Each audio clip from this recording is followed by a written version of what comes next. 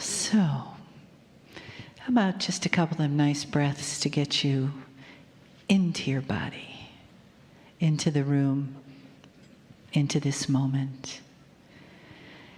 And how about breathing into you a breath of loving kindness?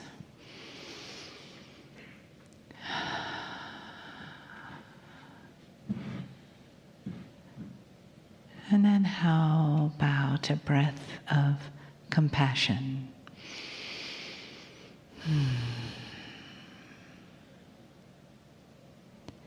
And then breathing in loving kindness, breathing out compassion. And breathing into your body and out into the room. Breathing loving kindness into your body and compassion into the room. Breathing loving kindness into your body and compassion into the rest of this beautiful state. Stretching your breath, touching past the boundaries of the room, the state, the country, with compassion. And breathing in loving kindness, breathing out compassion to the planet.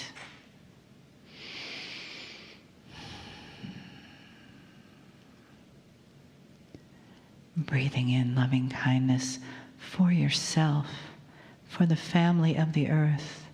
Breathing out compassion for the earth, our beautiful Gaia. Breathing in loving kindness, breathing out compassion past the boundaries of the earth into our galaxy. Breathing in loving kindness, breathing out compassion into the Milky Way. And then begin to feel the compassion coming back to you with each breath from beyond the stars, from beyond the edges of our galaxy. Letting that compassion come home to your own heart from beyond the edges of our beautiful planet. This Garden of Eden where we are blessed to live. Breathing in the compassion from the beings around you, the beings of light and love. Breathing back in the compassion of the old souls with you in this room, the entourage of Kryon. Breathing back into you the compassion of your own heart. And holding it there in your heart like a beautiful violet flame, always burning gently and brightly. Always there for you to receive love, compassion, guidance, information. Greetings, dear ones. I am Kryon of Magnetic Service. It is the 4th channeling of the year. Numbers have energies, and we'll speak of that in a moment. 4 is structure. And who wants structure? Most humans would run from the idea unless they thrive on it. We'll speak of that. Dear ones, channeling is not what you think. in a three-dimensional way. You think I am opening a portal, and in comes an entity that stands alone, strange, odd, from a place you cannot even describe, and gives you messages and then leaves. That is a very old paradigm. Let me ask you this. Do you believe in angels? Most do. Who are they? Are they odd, unusual, strange, fearful? There was a time, dear ones, when what we would call the angelic realm, which literally was not, but a time when a multidimensionality of communication was given to humanity on a regular basis. It had to be, and the masters were here to glean it, and every single time an angel showed up, there was reverence, falling on your knees in honor and love, appreciation, for you would know what was coming. Not fear, not fear. And yet the angels always said to the human, fear not, because they know what it appeared to be looking like. I come cloaked in all of that through a human being, which is the new way of it, with free choice, which is the way of it, in a loving cocoon that would not frighten anyone if you could really see it. For I come as family. I know you, and you know me. And while you're on the planet, so much is hidden from you, so you can discover it or not. The free choice engine is the one that right now the galaxy counts on to enhance and develop it. And you are the ones with it. And the ones here who know this to be truth and feel the entourage that is here hugging you and looking at you and honoring you are the ones we want to talk to. And the ones who are just deciding whether this could be real or they've already decided it isn't real are the ones we would love to touch and reach to say it is okay. It is okay to see unseen things. It's okay to expand the bubble of your reality and your disbelief. It's okay. But if you don't want to, nothing here is going to judge you for it, and nothing here is going to hit you on the head so you will. You see, it must be your own volition. You have got to say, it is well with my soul, that my family can speak to me. We are teaching you about a new energy. There'll come a day when all the forces around you you think you are not in control of will be yours to control. Among them will be the communication with spirit. For it will not be odd or strange. You don't have to weigh in whether it's real or not. You'll come in the planet understanding who you are. A piece of the creative source on the earth in a biological body doing work for the planet. And there will be no arguing. It's coming. Far away, but it's coming. And you're going to be here because that's the system, dear ones. Life after life after life got you to this place where there's going to be just the beginning of an evolvement. I want you to listen today to what is presented. Archival information, history, yes. But it's going to be about individuals who may just have known more than you do. Structure? Did you know that multidimensionality has structure? Did you know there was a structure to randomness? Did you know there's a structure to synchronicity and even change? You just haven't given it the numbers yet. You haven't put it on paper and made it laws of physics yet, but you will. And when you have, that is the beginning of your knowledge on how to control the elements around you through consciousness.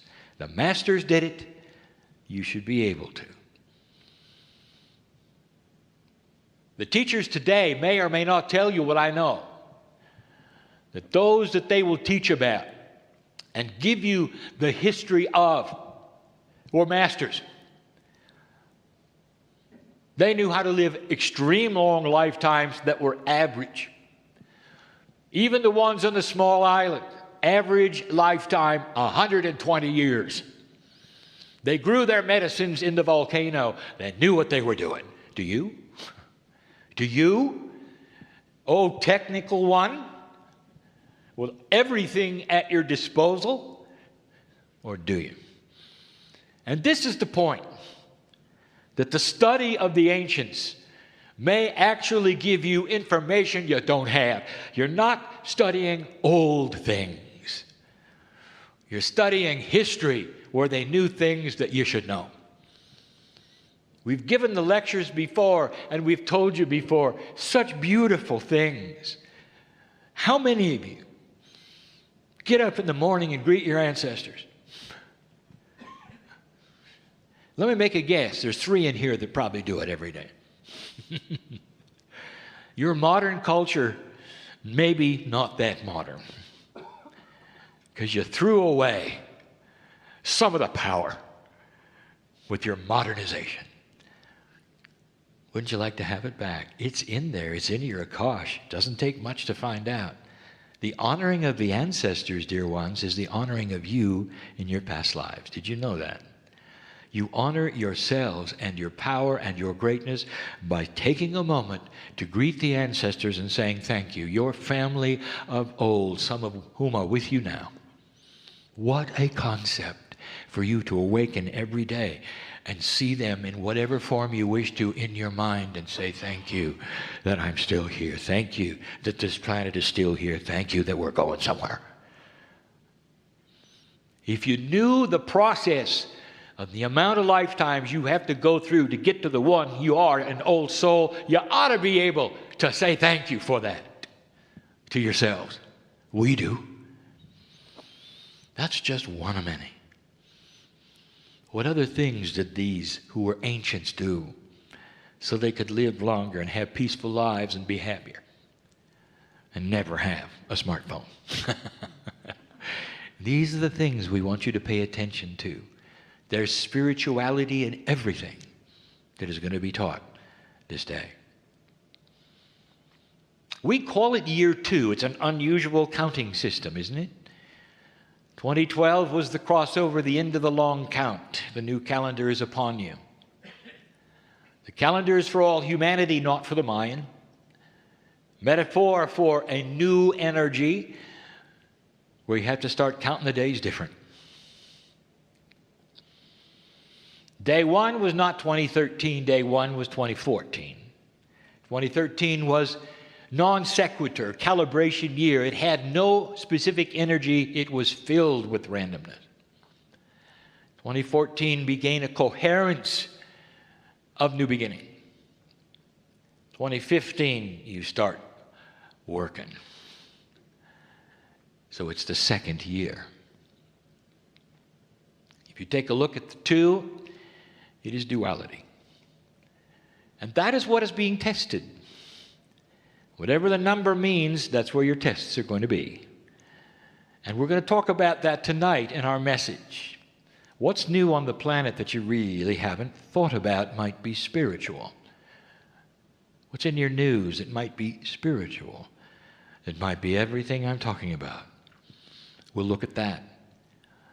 2015, if you add them up, is an 8. It's abundance. And you will say, yes, it's time for it. It's not money. You can have an abundance of, start naming them, knowledge, wisdom, peace, compassion, tolerance, understanding. It's time for that, is it not? And it will be the beginning of it. Watch what civilization does for the first time. We'll talk about that tonight. The numbers are energies, and the ancient Tibetans knew it. Why did they know it intuitively and you don't? Again, I present to you a concept. What if the ancients knew more than you did? And what if they knew more about the things you should know now than you do? And that is why they're studied. Think of the beauty of the system, that it didn't go away, that they are still here because some of them are you.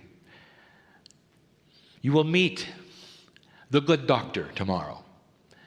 He is a Lemurian priest. You might even say he's from a hybrid family. As close as it gets to the original source, he carries in his Akash something that very, very few humans do, the knowledge of the way it was.